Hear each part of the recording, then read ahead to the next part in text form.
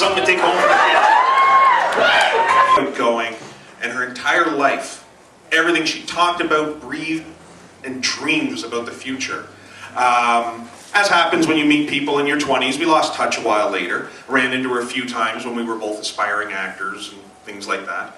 I got married not too long ago and was looking through a photo album with my wife, and she was showing me some photos from her work. She worked in IT for many, many years. And as we were talking about curious people we've met in our life, we realized we might both know Pat from 10 years, 15 years apart. Except when my wife Alex showed me the photo, saying, "Oh, here's us on a company retreat. Is that Pat?" And I said, "Looks like her, but I remember Pat smiling more." Apparently the years in IT did not do well for Pat. A flamboyant, theatrical, amazing, beautiful personality, punched down, square peg punched into cubicle holes, gray on gray, nightmare, soul-sucking job. Forgive you if you're all in IT, you know, I'm sure it's okay for you. But it wasn't for Pat. Just close your eyes, Control, Alt, Delete. Apparently that means something. Okay, what Pat has done recently, and for the last several years, is thrown that aside. Thrown off the chains of the gray-on-gray normalcy that just kills creative people, kills theatrical people. She is who she has decided to be. She has made herself in her own image. She is beautiful, she is out of control, she is batshit insane. Ladies and gentlemen, Pat!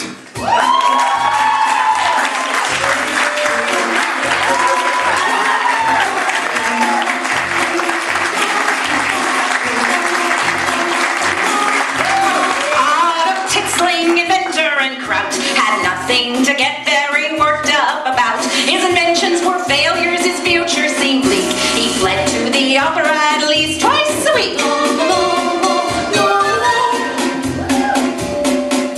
One night at the opera he saw an Aida whose bust was so big it would often impede her. Bug-eyed he watched her fall into the pit, dawning by the way to those terrible tits. Oh my God! There she blows! Aerodynamically, this bitch was a mess. Otto eyeballed the diva lying comatose amongst the reeds, and he felt the fires of inspiration flood his soul. He knew what he had to do. He ran back to his workshop where he fussed and fussed and fussed. For Tinsling had found his quest to lift and mold the female breast, to point the small ones to the sky, to keep the big ones high.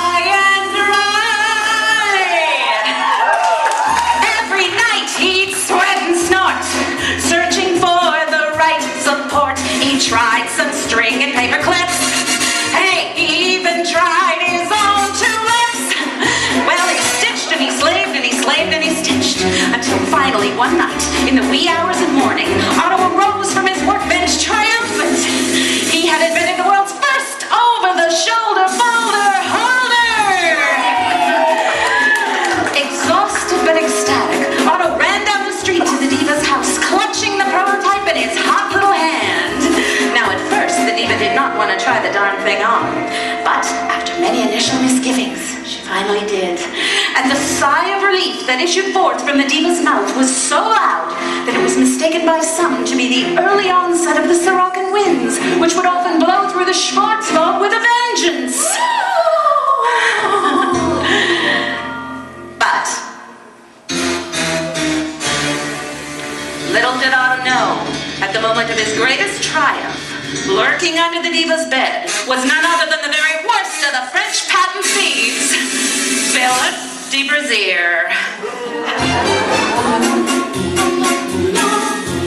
Later that night, while Brunhilde slept, into the wardrobe Philippe softly crept. He fumbled through knickers and corsets galore, till he found Otto's Tinsling and he ran out the door. Crying, "Oh my God, what joy, what bliss! I'm gonna make me $1 million from this. Every woman in the world will want to buy one. I can have all the goods manufactured in Taiwan." The result of this swindle is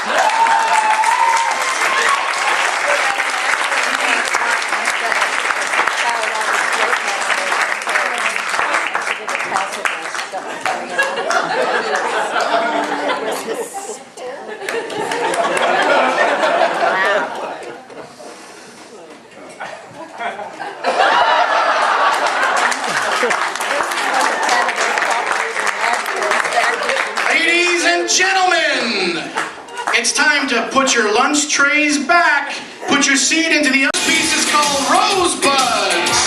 The designer is Lisa Farinaccio, and the model is Stephanie LaFave. Inspired by bathing suits, this adorable design is as layered in metaphor as it is in fabric. The ruffles are printed with pink ribbons, and the words love, hope, support, kindness, friends, laughter, and dreams is completed with pink ribbons on the straps and the center of the bra. Cherrylicious designs hope to show support that every woman needs to be a survivor. Stephanie is a favorite of the designers, so we'll be seeing her again tonight. Unless Nelson is electrocuted. Thank you very much. Coming up next, Shea. Cherry Blossoms is a soft pink knit lined with pink satin and adorned with tiny glass beads.